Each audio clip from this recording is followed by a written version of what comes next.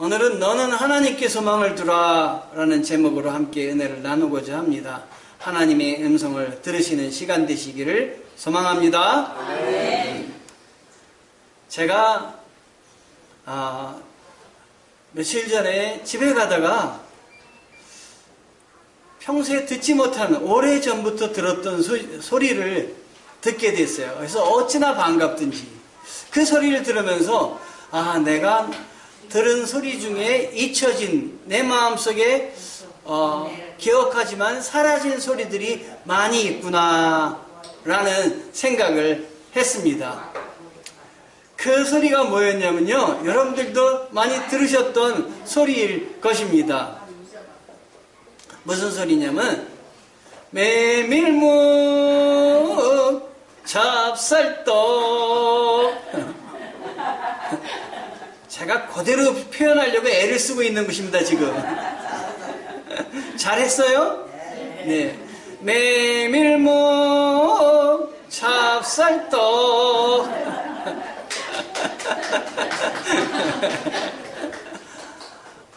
그 소리를 듣는데 얼마나 반갑든지 한 40년 전 이상으로 쑥 올라 들어가가지고 밤에 메밀묵 찹쌀떡 아저씨가 지나가면서 이 부르짖는 소리에 저희 아버님이 야, 저 메밀묵 찹쌀떡 먹자. 그 밤에 메밀묵 찹쌀떡을 사가지고 식구들이 들러 앉아가지고 어머니, 아버지와 온 식구들이 메밀묵 찹쌀떡을 먹던 생각이 탁 떠오르더라고요.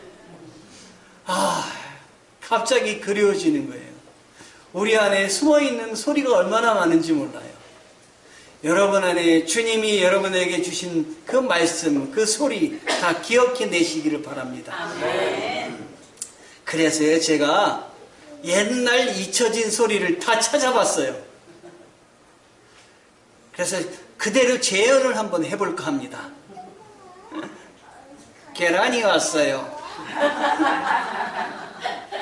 칼 갈아요. 아이스크림. 굴뚝 쳐. 변소 쳐. 고물. 고등어 왔어요. 갈치, 동태, 오징어 왔어요. 기억나세요? 제첩국 사이소. 두부사리요. 그리고 종이 막 치는 것도 기억나십니까? 머리카락 팔아요. 금이나 은 고장난 시계 팔아요. 그때 어떤 분이 고장난 남편 팔아요. 그 중에 제가 가장 잘하고 기억나는 게 있는데요, 어리굴젓 파는 아저씨예요. 어리굴젓이요? 우리 동네를 꼭 다니셨는데 어리굴젓이요? 이러고 다니셨어요. 우리 삼형제가 이걸 얼마나 흉내를 잘하는지. 어리굴젓이요? 그러면 삼형제가 합창을 하는 거예요. 어리굴젓이요? 이 아저씨가 화가 났어요. 자기는 밤늦게 이걸 다니면서 이걸 팔고 다니는데 애들이 어리굴젓이요? 독창을 하니 얼마나 화가 났겠어요. 이 아저씨가 그 소리를 들어 찾아가지고 우리 집 앞에 와가지고 우리 어머니한테 이거 이러실 수 있냐고. 나는 장사하는 건데 애들이 이렇게 따라하고 이거 너무하지 않냐고. 그날 우리 어머니께서는 어리굴젓을 사셨습니다. 그날 저녁 밥상에 어리굴젓이 올라왔습니다. 얼마나 행복했는지. 그러나 고난도 있었습니다. 우리는 어머니의 몽둥이 찜질을 맞아야 됐습니다. 다시는 하지 말라고. 그래서 다시는 어리굴젓이 그 아저씨 흉내를 못 냈습니다. 그러나 크게는 못해도 속으로는 또 했습니다. 이런 잊혀진 소리들이 얼마나 기억이 나는지. 집에 과하냐 아들, 딸들을 둔 부모님은 길 가다 보면은 남자 청년들, 여자 처녀들만 보인다고 합니다. 제 눈에는 길 가다가 보면 왜 이렇게 교회 십자가만 보이는지, 여러분, 우리의 눈에 보이는 것, 여러분의 마음에 있는 것, 우리 주님의 모습, 주님이 기뻐하시는 것을 보시고 생각하시는 여러분 되시기를 바랍니다. 아멘. 다윗도 오늘 많은 걸 들었는데 오늘 다윗은 특별히 도망가는 도망자 신세였습니다. 다윗의 일생을 보면 행복한 때도 있었지만 도망하던 때도 많지 않았습니까?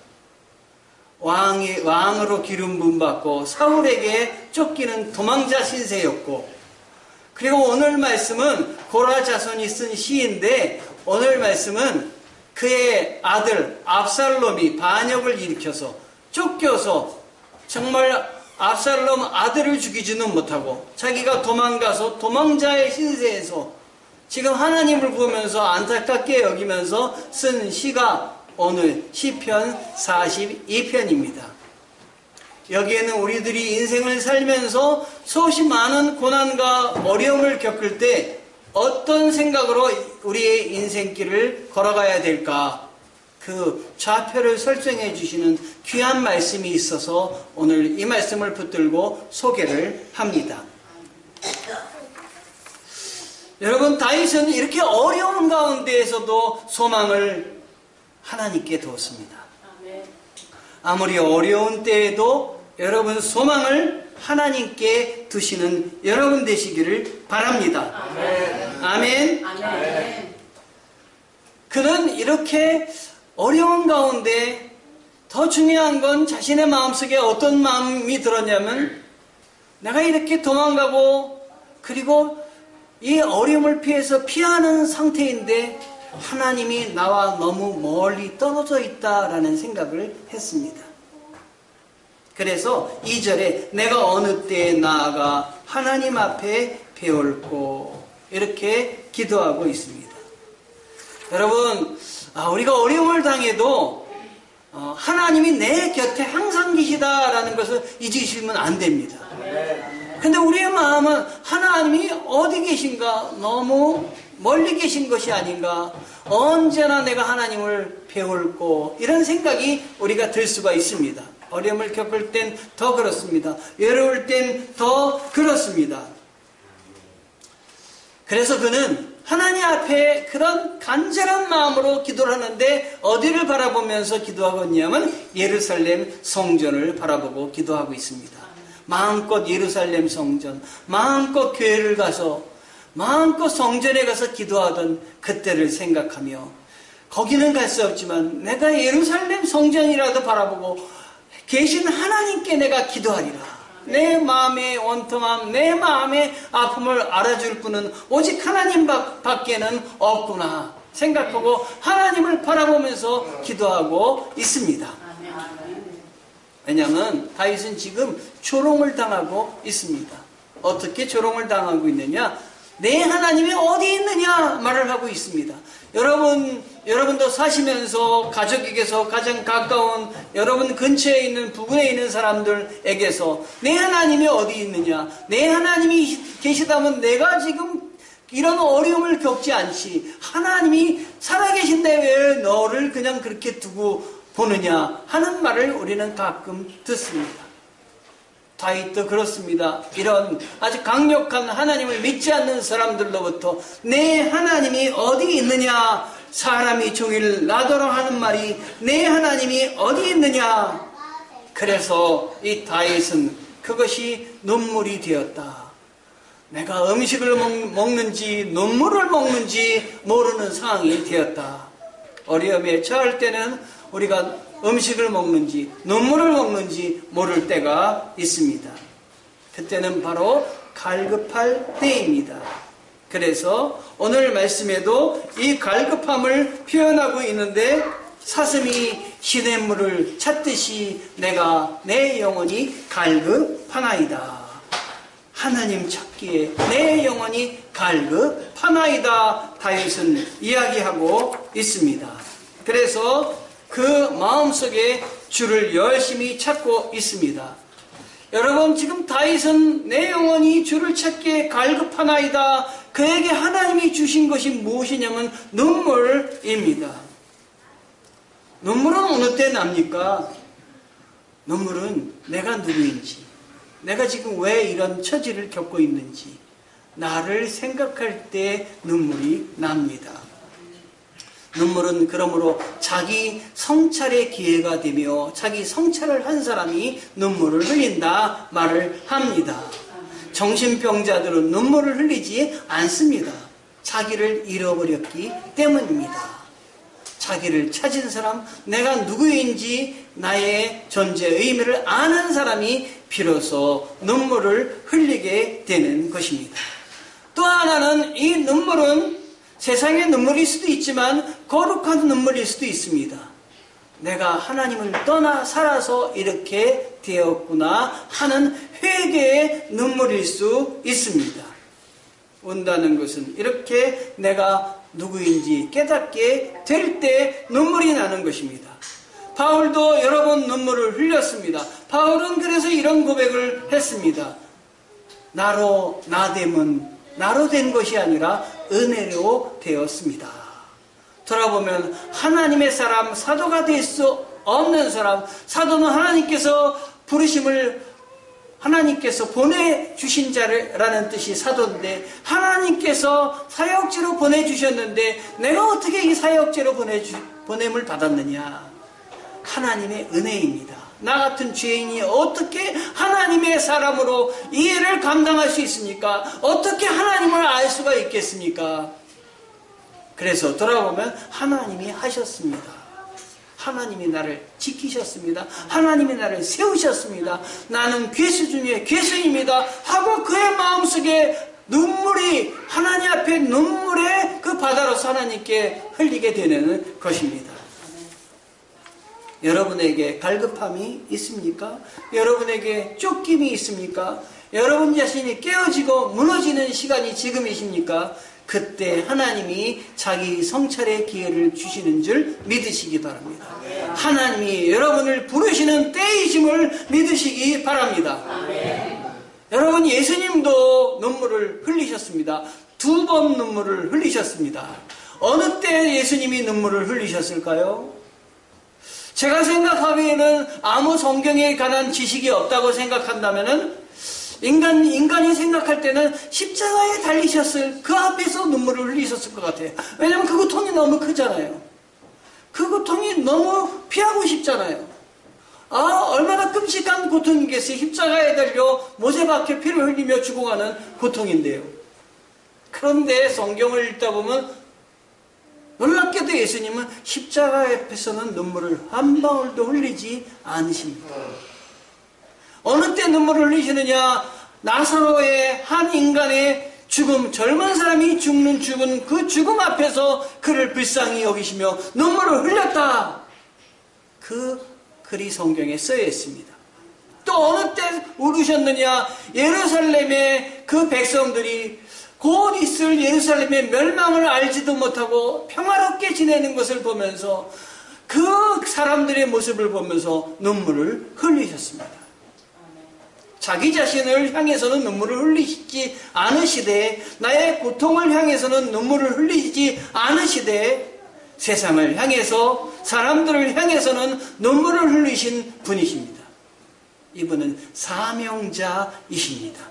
사명 앞에서는 눈물을 흘리시지 않고 아주 무서울 정도로 그 사명을 감당하려고 애를 쓰셨던 분이십니다. 십자가 앞에서 가상 7원이 있는데 십자가 위에서 7마디 말씀하신 것을 가상 7원이라고 합니다. 그 중에 하나를 기억해내면 내가 목마르다 이렇게 말씀을 하셨습니다. 왜 내가 목마르냐? 이 십자가에 달리는 사람은 양 손에 못이 박히고 그 다음에 옆에 창자국에서 창을 찔러서 피가 나오고 그 다음에 다리에 그 못을 박았으니까 피가 나오고 하다 보니까 피가 멈추지를 않는 거예요. 왜냐하면 그 상처가 크기 때문에. 그러면 피가 계속해서 쏟아져 내려오면 그 십자가에 이렇게 십자가형을 당하는 사람의 특징이 뭐냐? 목마름의 고통이라고 합니다. 여러분, 수분이 빠져나고 운동을 하거나 심하게 걷거나 그러면 물을 보충을 해야 되는데 보충을 하지 않고 자꾸 빠져나가니까 목이 마르는 것입니다. 내가 목마르다 이런 심한 고통을 당하셨습니다. 그럼에도 주님은 우시지 않으셨습니다. 또 하나의 주님은 그 내가 목마르다는 건 세상적으로 정말 육체적으로 물이 없기 때문에 목마르다라고 하셨겠지만, 또 하나의 내가 목마르다 얘기하신 것은 주님과의 단절된 모습을 경험하셨기 때문입니다. 왜냐하면 예수님이 십자가에 달리셔서 돌아가신 것은 누구의 권한에 속하냐면 사단의 권한에 속합니다. 사단은 죄의 값은 사망이고 사망은 주관하는 것이 사단입니다. 완전히 죽으신 거예요. 완전히 주님과 단절되신 거예요.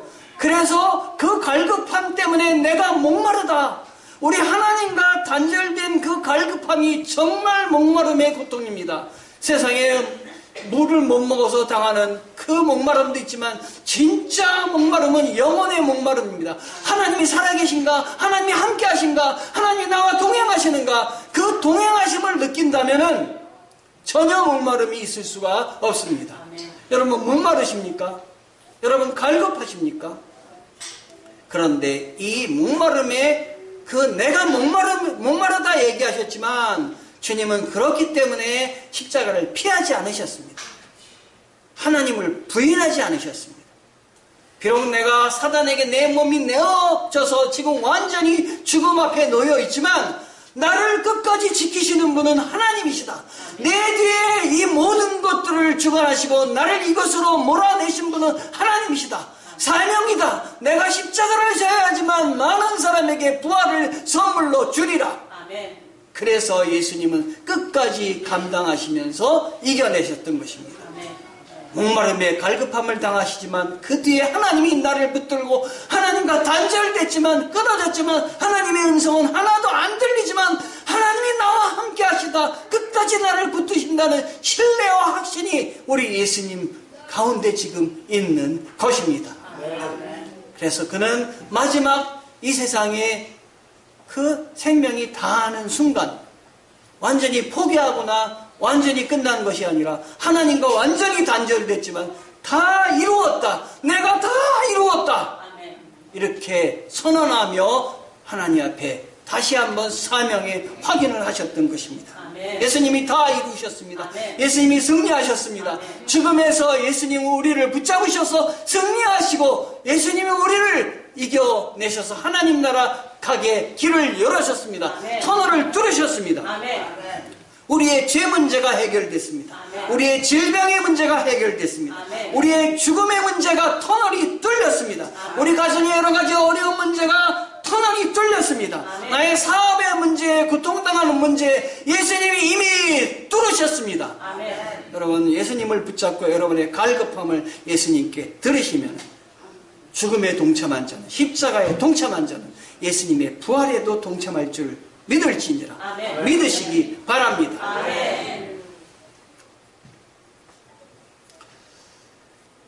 이러한 축복은 하나님이 선택한 자에게 이 은혜의 축복을 주십니다.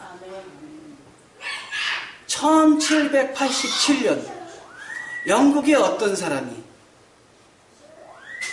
주 예수 그리스도를 영접하게 됐습니다. 하나님의 자녀임을 확인하게 되었습니다. 너무나 감사해서 성경을 열심히 읽었습니다.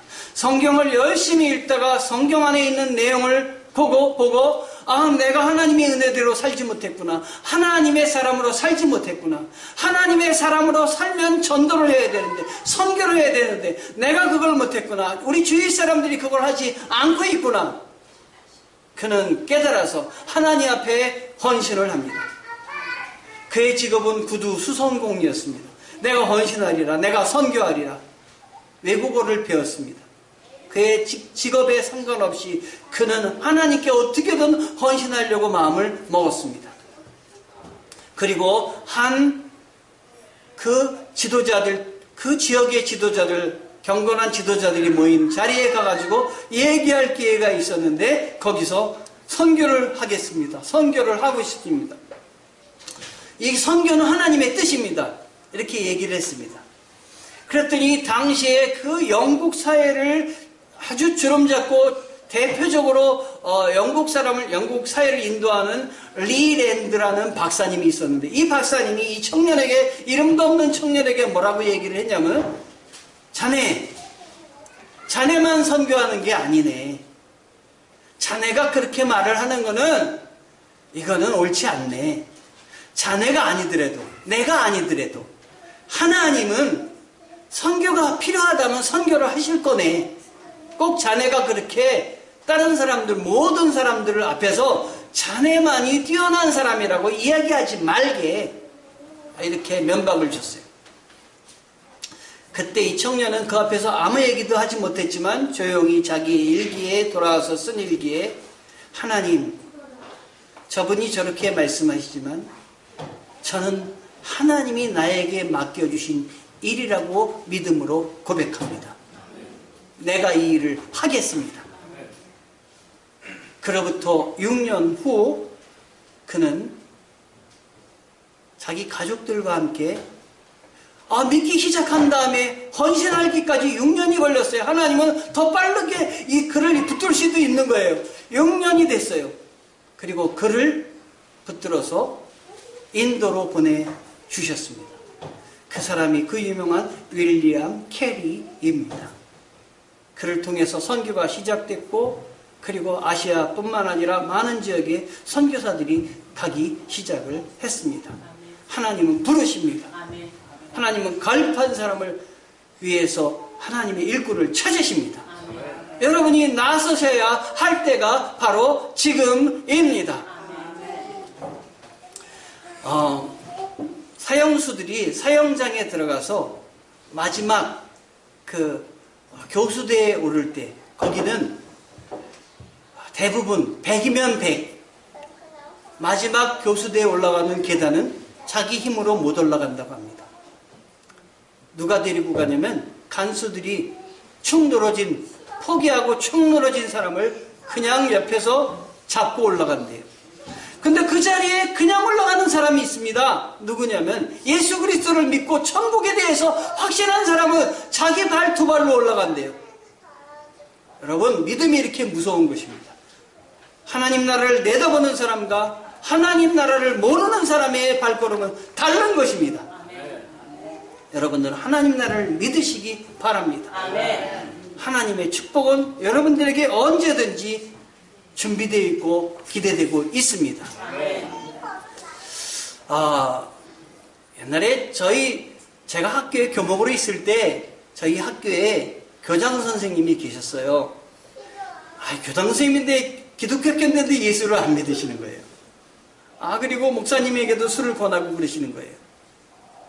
그런데 하나님은 이 가정에게도, 이분에게도 부르심이 있습니다. 그 사모님이 믿으셨어요. 이 사모님이 교회 가실 때 따라는 가셨는데 교회는 안 들어가시고 밖에서 차 운전하고 가셔서 차 안에만 있으셨대요. 그런데 어디 신방 가자 그러면 바쁘다고 안 가시는 분이었는데, 이분이 신방 가자 그러시고 목사님들 아주 괴롭게 더 데리고 다니려고 그렇게 변하셨어요. 어떻게 이렇게 변하셨느냐? 아들이 죽게 된 거예요. 병이 걸린 거예요. 그런데 그 병명이 나타나지 않는 거예요. 그래서 저도 가서 예배를 드려달라고 해서 예배를 드렸어요. 예배를 드려달라는 건 상상할 수 없는 거예요, 그분이. 근데 아들이 그렇게 되자 그 갈급함이 예배를 드려달라 그런 거예요.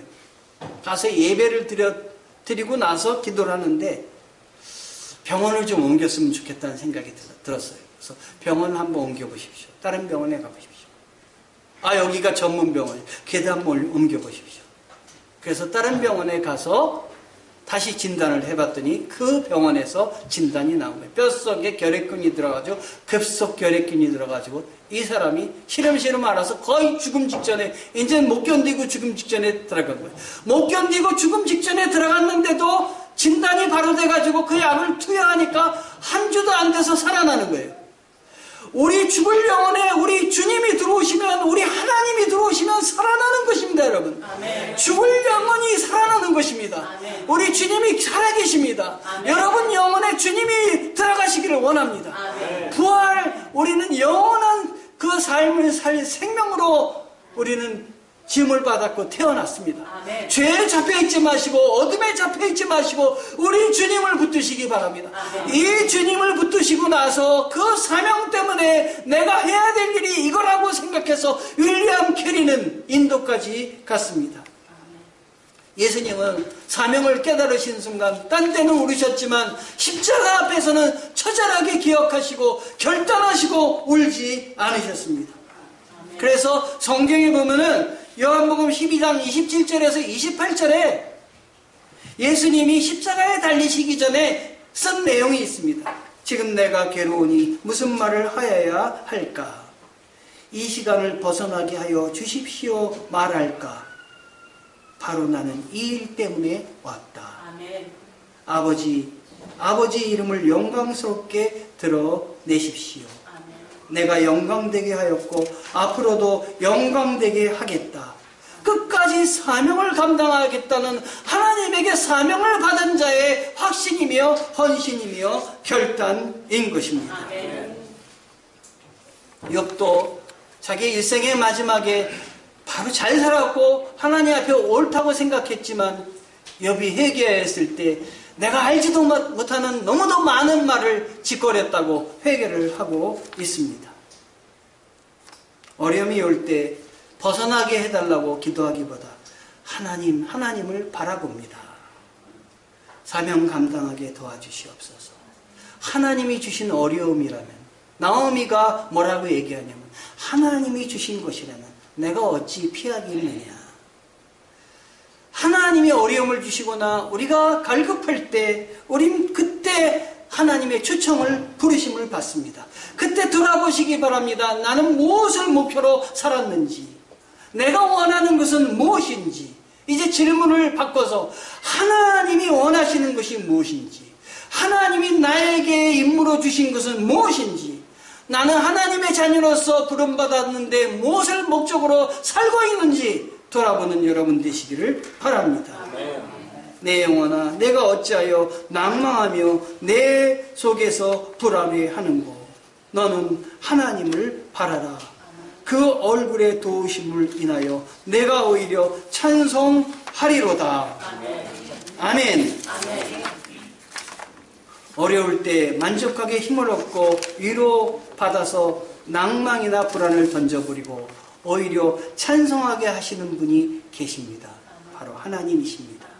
성도 여러분, 하나님을 그를 찾는 자에게 반드시 그렇게 하십니다. 현재 우리나라의 경제 사정이나 실직과 명태 또는 여러 가지 어려움이 많이 있습니다. 흑암이나 그 외에 여러 가지 병고에 우리가 시달릴 때도 있습니다. 이런 것들이 우리로 하여금 낙심하게 하고 불안하게 합니다. 그럼에도 불구하고 목마른 사슴이 물을 찾듯이 살아계신 하나님을 찾아서 갈급한 마음으로 갈망하면 하나님께서 새 힘을 주시고 위로하여 주십니다.